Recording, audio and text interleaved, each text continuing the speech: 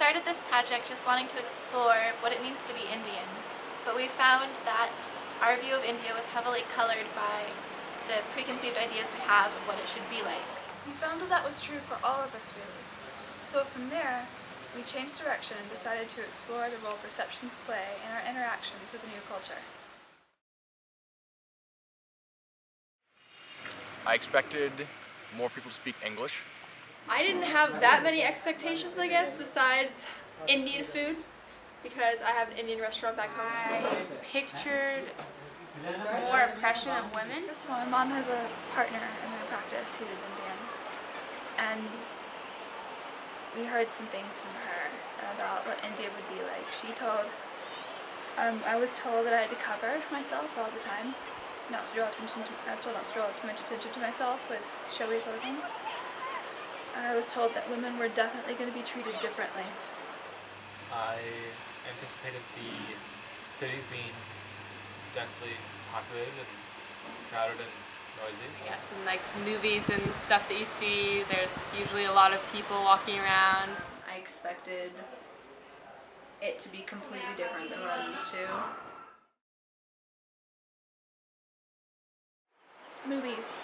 I remember just seeing some movies and using that to form a visual picture of what India would be like, just walking around in it.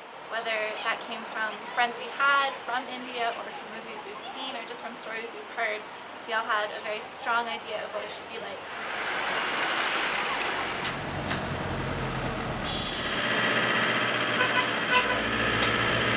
Are you surprised that I'm surprised that you're surprised?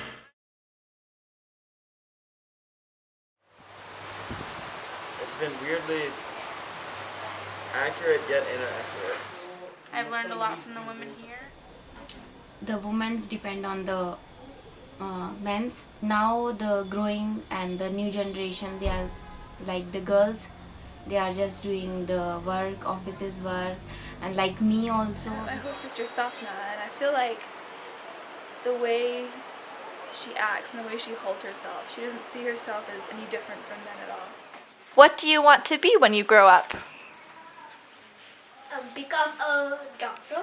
We read books to prepare for the trip, and they talked about how unequal the genders are here sometimes, and I guess I thought it was going to be more evident in everyday life, and it's not. Now in this generation, like girls doing lots of work, and the girls is always positive. Husbands can cherish their wives even if they are from an arranged marriage. My marriage is arranged marriage. And you love your husband a lot? Yes, very lot. Will you let your parents choose your husband? I don't know. The people here say that there's not much poverty around here, and I can see that. We're in a little bit more of a remote place than I thought, so it hasn't been too bustling. What surprised me the most about India is the sort of tranquil chaos of it all. I didn't expect all this love and happiness everywhere. India is just so different from everything I've ever known. It's easier to form perceptions on it, and then when they're challenged, it's the most obvious. It's really clear to me that I'm not actually qualified to make any judgments about what India's like, because there's so much that I don't understand. It's clear even when I walk down the street that I'm an outsider.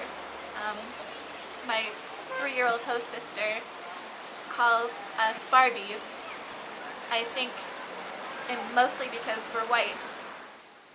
Yes, everyone is different in every country, and also in India is also different. I think that judgments and perceptions just form a barrier between different groups of people. It's important to keep an open mind and be aware that you have expectations, and just to be aware that what you see may challenge them.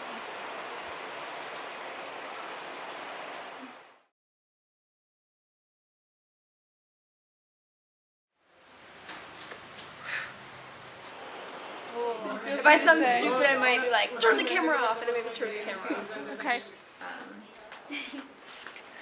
I do love it when imperialists, especially the British, fail. First question is, Okay. bless you.